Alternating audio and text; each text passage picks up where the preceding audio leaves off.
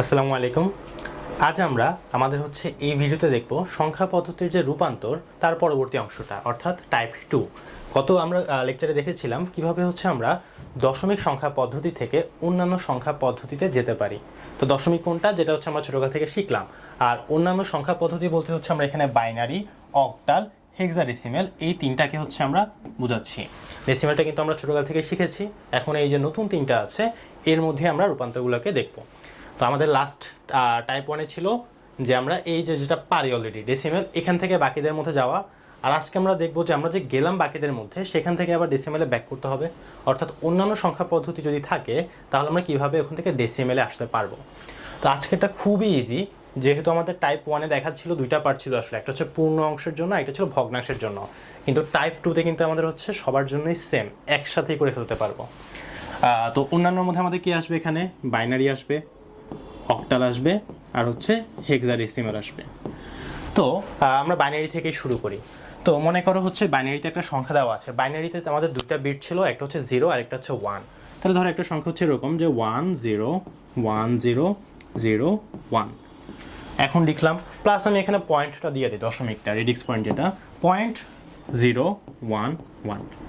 তাহলে এই যে সংখ্যা এটা ধরা এটা বাইনারিতে আছে। সো এখান থেকে আমাকে ডেসিমেলে যাওয়া লাগবে, যে বাইনারিতে এই সংখ্যাটার অর্থটা ডেসিমেলে কত হবে।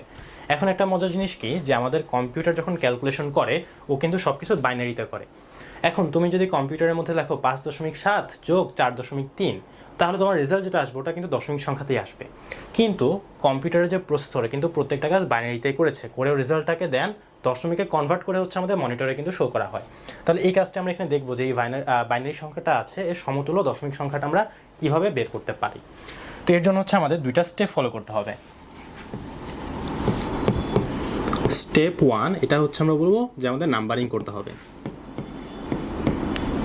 বা এটাকে আমরা ইন্ডেক্সিংও বলতে পারি, যে নাম্বারিং করতে হবে।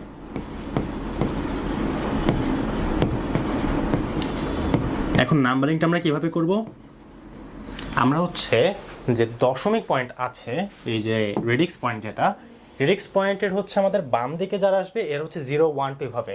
অর্থাৎ মনে করো যেরকম যে প্রথম ঘর এরকম আমি বক্স আকারে লিখলাম 3টা, আর এদিকে আমি 2টা বক্স দিলাম। এটা মনে করো তোমার একটা সংখ্যা, এটা যে কোনো সংখ্যাই হইতে পারে, binary, octal, hexadecimal, does not matter. তুমি জাস্ট কি করবা, নাম্বারিংটা করার সময় এই যে দশমিক বিন্দুটা আছে বা রেডিক্স পয়েন্ট স্পেসিফিকলি যদি আমি বলি, তাহলে এই রেডিক্স পয়েন্ট থেকে তুমি যদি বাম দিকে আসো, তুমি এখান থেকে নাম্বারিং করবে যেরকম 0 1 2, আর ওই দিকে গেলে কি হবে, যদি এর থেকে বাড়তে আসে তার দিকে কমবে, তাহলে এখানে হবে -1 -2 -1 আর -2। এখন তোমার যদি এখানে আরও সংখ্যা থাকে তাহলে এরকম নাম্বারিংটা কিন্তু চলতেই থাকবে, -3 -4 -5, বা এদিকে যদি আরও সংখ্যা থাকে ওগুলো কিন্তু সেমভাবেই তোমাদের চলতে থাকবে, যে 2 এর পরে 3 4। তো এটা অনেকটা স্থানীয় মানের মতো, যে তোদের এটা কোন স্থানে আছে, এ তোমার 0 নম্বর পজিশনে, এ 1 নম্বর পজিশনে, একটা এরকম। তাহলে আমরা আগের পেজে যেটা লিখলাম যদি আমরা ওইখানে যাই, তাহলে এখানে আমি নাম্বারিংটা যদি করি কি আসবে, এই যে আমার রেডিক্স পয়েন্ট, এর আগে যদি যে এটা আমার 0 নাম্বার ঘর, এটা 1 নাম্বার, এটা 2 নাম্বার, দেন 3 4 5, আর এদিকে গেলে -1 -2 -3। তাহলে এটা আমাদের ফার্স্ট স্টেপ হয়ে গেল, যে আমরা প্রত্যেকটা ওয়ার্ড যে আছে, প্রত্যেকটা ডিজিট আছে এদের একটা নাম্বারিং দিলাম, যে একটা নাম্বার করলাম যেটা কোন পজিশনে আছে। তারপরে আমাদের আরেকটা কাজ, যেটা আমাদের ফর্মুলার মতো হইতে পারে, এটা আমাদের স্টেপ 2।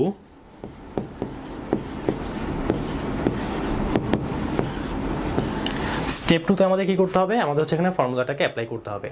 এর যে নাম্বারটা আছে তার উপর ভিত্তিটা এখানে নিয়ে আসতে হবে আমাদের। কথার কথা এই যে আমাদের স্থানীয় মানটা, এই জায়গায় ধর আমি লিখলাম এটাকে এ লিখি, B C D E F G H. তো এখানে আর কি আমি জাস্ট চলক আকারে লিখলাম A B C D E F G H. এখানে তোমার যে কোনো সংখ্যা হইতে পারে। তো তুমি প্রথম সংখ্যাটাকে নিলা এ, তারপর কি করবা, এর সাথে গুণ দিবে। কাকে গুণ দিবে, এই যে এর যে পজিশনটা আছে নাম্বারটা, এই নাম্বারটাকে গুণ দিবে, অর্থাৎ এখানে 4, আর 4 এর উপর পাওয়ার যাবে আমাদেরকে বেস। এখানে এটা আমাদের কোন সংখ্যা, যদি বাইনারি হয় 2, যদি অন্যান্য সংখ্যা হয় তাহলে ওই অনুযায়ী কিন্তু বেসটা চেঞ্জ হবে। তাহলে আমি এটাকে ইন জেনারেল ফর্মেটে যদি লিখি, তাহলে আমার আসবে কি এখানে এ ইন্টু নাম্বার বা পজিশন, এরকম লিখলাম যে পজিশন পাওয়ার হচ্ছে বেস, এ ইন্টু পজিশন পাওয়ার বেস।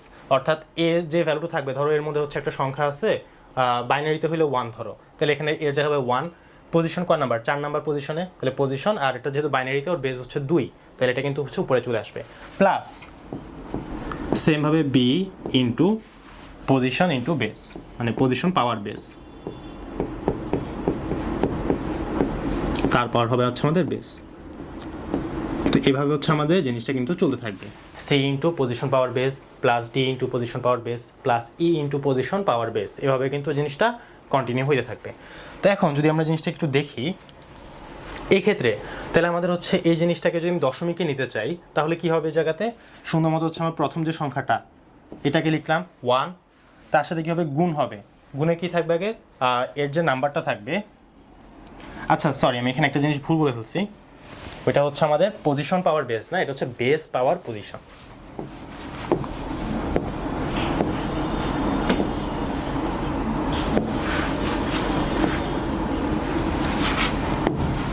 বেস পাওয়ার হচ্ছে পজিশন, মানে অনেকটা এরকম যে মনে মনে হচ্ছে এটাই চলতেছে, বাট লেখার সময় উল্টাটা বলে ফেলছি। তারপর হচ্ছে আমাদের এ ইন্টু বেস পাওয়ার পজিশন, এখানেও সেম বি ইন্টু বেস, আর তার উপর পাওয়ার হচ্ছে আমাদের পজিশন বা নাম্বারটা আর কি, এরকম হচ্ছে জিনিসটা কন্টিনিউ হইতে থাকবে। দেন এখানে যদি দেখি আমরা হচ্ছে দেখো একটা সংখ্যা লিখলাম 1, এখন এর যে হচ্ছে বেস, বেস কত, যেহেতু এটা বাইনারিতে আছে তাহলে বেস হবে 2, তাহলে দিলাম 2, তার পাওয়ার কত, এটা পাওয়ার হচ্ছে 5, তাহলে এইটা হচ্ছে আমার একটা সেগমেন্ট। তারপর হচ্ছে 0, তাহলে আমি লিখলাম প্লাস 0 ইন্টু বেস হচ্ছে কত 2, যেহেতু বাইনারিতে আছে, পাওয়ার হচ্ছে 4, সেমভাবে প্লাস 1 ইন্টু 2 কিউব, 2 কেন দিলাম, বেস হচ্ছে 2, বাইনারিতে আছে, আর 3 নাম্বার পজিশনের জন্য হচ্ছে পাওয়ার 3, সেমভাবে প্লাস, তারপর দেখো 0 দুইটা আছে, আসলে 0 জিনিসটাকে তুমি 0-র সাথে যাই গুণ করো না কেন 0ই তো হবে, তাহলে আমরা হচ্ছে এই 0 দুইটা না লিখলাম, তারপর হচ্ছে এই 1-এ চলে আসি, 1 ইন্টু বেস হচ্ছে আমার কত, বাইনারির জন্য হচ্ছে 2, আর এই 1-এর পজিশন কত 0, তাহলে তুমি সেখানে সিম্পলি 0 দিয়ে দিলাম। এতটুকু কি হয়েছে?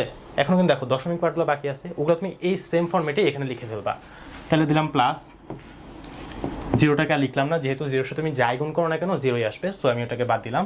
দেন আসে 1 ইন্টু বেস হচ্ছে 2, পাওয়ার হবে -2, প্লাস 1 ইন্টু 2 -3।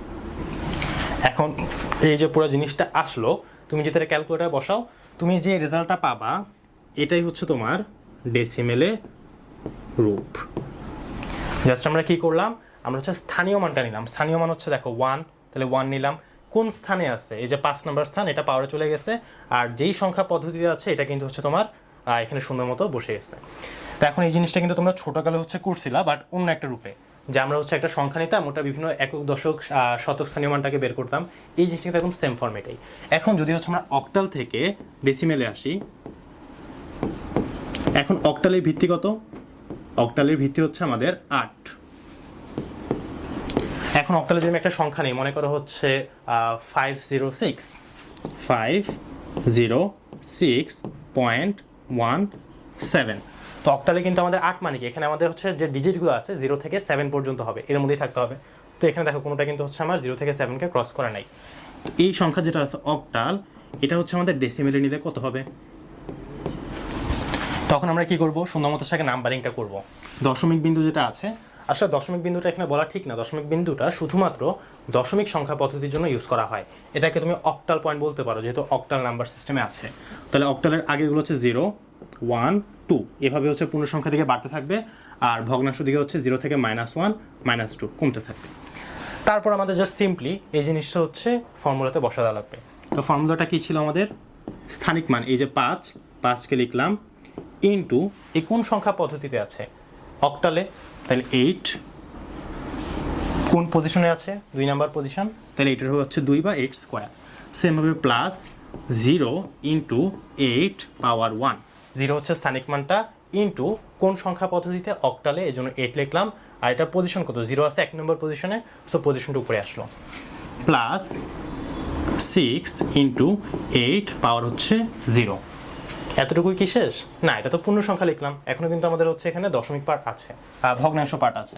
তাহলে আমি এখানে সেমভাবেই ভগ্নাংশ পার্টটা করে ফেলবো, যে 1 ইন্টু 8 পাওয়ার হবে -1 প্লাস 7 ইন্টু 8 পাওয়ার হবে -2।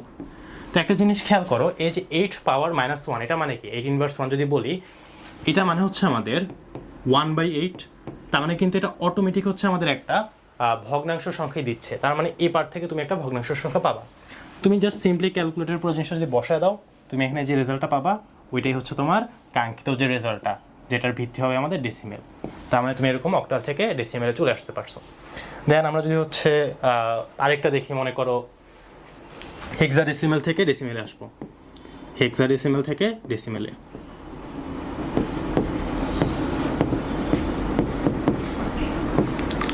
এখন হেক্সাডেসিমেলে দেখো আমাদের ডিজিটগুলো কী কী হতে পারে, 0 থেকে শুরু করে 9 পর্যন্ত হতে পারে, সাথে এ থেকে শুরু করে এফ পর্যন্ত, টোটাল এই 16টা থাকতে পারে। তো আমি এখন মনে করি একটা হেক্সাডেসিমেলের নাম্বার নিলাম, দাদা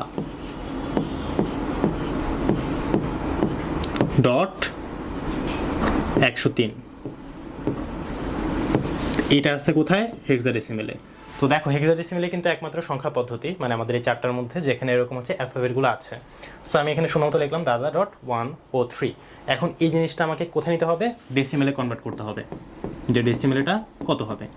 তো সবার আগে আমাদের স্টেপটা কি ছিল, যে নাম্বারিং করবো। নাম্বারিংটা কী হবে, এই যে রেডিক্স পয়েন্ট আছে এর যে ডান পাশ, বাম পাশ থেকে হচ্ছে আমরা যে পূর্ণ সংখ্যাগুলো 0 থেকে শুরু হয়ে বাড়তে থাকবে, 1 2 3, 0 1 2 3। আর এর যে ডান পাশে যেগুলো আছে অর্থাৎ ভগ্নাংশগুলো, সেখানে দেখো 3 2 1 0, তারপর কি আসে, সংখ্যা রেখে আমরা সবাই কিন্তু পড়েছিলাম। তাহলে এদিকে হচ্ছে মাইনাস আসবে, -1 -2 -3। তা আমি প্রত্যেকটা ডিজিটকে একটা নাম্বার দিলাম, ওর পজিশনটা দিলাম, তারপরে জাস্ট আমি হচ্ছে এখানে ফর্মুলাটা বসাই দিব। ফর্মুলাতে দেখো ডি মানে কি ছিল, কিন্তু এখন তুমি কি এভাবে যদি লেখো যে ডি ইন্টু এটার বেস কত 16, পজিশন হচ্ছে 3, তাই না? এখন তুমি ডি এর সাথে এটা গুণ করলে পারবা, কিছুই তো আসবে না। তো এখন এই জায়গায় আমাদের সাথে যে ডি সাংখ্যিক ভ্যালুটা আছে ওটাকে নেওয়া লাগবে। তো ডি এর সাংখ্যিক ভ্যালুটা কি মনে আছে আমাদের, যে আমাদের 9 শেষ হওয়ার পরে হচ্ছে আমরা কি করছিলাম, এর জন্য হচ্ছে 10, দেন হচ্ছে বি এর জন্য 11, সি এর জন্য হচ্ছে আমাদের 12, আর ডি এর জন্য হচ্ছে আমাদের 13, ই এর জন্য হচ্ছে আমাদের 14, আর লাস্টলি এফ এর জন্য হচ্ছে আমাদের 15। তাহলে এখানে আমাদের ডি আছে, তার মানে ডি এর যে সাংখ্যিক ভ্যালুটা ওটা কত হবে, নিউমেরিক্যাল ভ্যালুটা হচ্ছে আমাদের 13। তাহলে আমি এখানে শুধুমাত্র হচ্ছে ডি এর জায়গায় লিখবো 13কে। আচ্ছা আমি পুরোটাই মুছে দেই, ব্র্যাকেট দিয়ে যে ডি এর জায়গায় লিখলাম 13। তো 13 মানে কি, এটা ব্র্যাকেটে দিয়ে হচ্ছে ডি। যেহেতু তুমি ক্যালকুলেটার ডি ইন্টু সামথিং করলে কিছু পাবো না, তোমার তো একটা সংখ্যা দ্বিগুণ করতে হবে। তো সংখ্যাটা আসলে কি, সাংখ্যিক মানটা হচ্ছে 13। তো এটার সাথে হচ্ছে আমার বেস কত এখানে 16, আর পজিশন হচ্ছে 3, প্লাস তারপর হচ্ছে এ মানে কত, এ মানে হচ্ছে দেখো 10। ব্র্যাকেটে যদি আমি এটাকে লিখে দিই, তোমরা নর্মালি ব্র্যাকেটে এগুলোকে লেখা লাগবে না, জাস্ট হোয়াইট কালারে যেগুলো লিখছি এগুলো লিখলেই হবে। তাহলে এখানে আসবে এই জিনিসটা ইন্টু বেস হচ্ছে 16, আর দেখো এর পজিশনটা কত 2, তাহলে এখানে আসবে 2, তার মানে 16 স্কোয়ার। তো সিমিলারলি হচ্ছে আবারও তোমার আসবে এখানে 13, যেটা হচ্ছে ডি ইন্টু 16 পাওয়ার 1 প্লাস 10, যেটা হচ্ছে আর কি এ ইন্টু 16 পাওয়ার 0, প্লাস বাকিগুলো সেভাবে করে ফেলবা, 1 ইন্টু 16 পাওয়ার -1 প্লাস 0 আছে ইন্টু 16 পাওয়ার -2 প্লাস 3 ইন্টু 16 পাওয়ার হচ্ছে -3। জাস্ট তুমি সিম্পলি ফর্মুলাটা অ্যাপ্লাই করে এখানে সবগুলোকে বসাইলা, ক্যালকুলেটর হাতে নিবা, নিয়ে প্রত্যেকটা জিনিস একটা লাইনের মধ্যে বসায় এন্টার ক্লিক করবা, তোমার এই জায়গাতে আনসারটা চলে আসবে। তাহলে এখানে যেটা আসবে এটাই হচ্ছে আমাদের কাঙ্ক্ষিত আনসার, যেটা আসবে হচ্ছে আমাদের ডেসিমেল ফরম্যাটে। সো আশা করি আমরা হচ্ছে এই যে টাইপ 2 আছে, যেখানে আমরা অন্যান্য সংখ্যা পদ্ধতি থেকে ডেসিমেলে আসলাম, এটা সবাই বুঝতে পেরেছো। আর এখানে কিন্তু তোমাদের হচ্ছে পূর্ণ সংখ্যা এবং ভগ্নাংশের জন্য আলাদা কিছু করতে হবে না, জাস্ট একটা ফর্মুলায় তুমি অ্যাপ্লাই করতে পারবে। তো তোমাদের সবার সুস্বাস্থ্য কামনা করে আজকে ভিডিওটা আমরা এখানে শেষ করছি। আল্লাহ হাফেজ।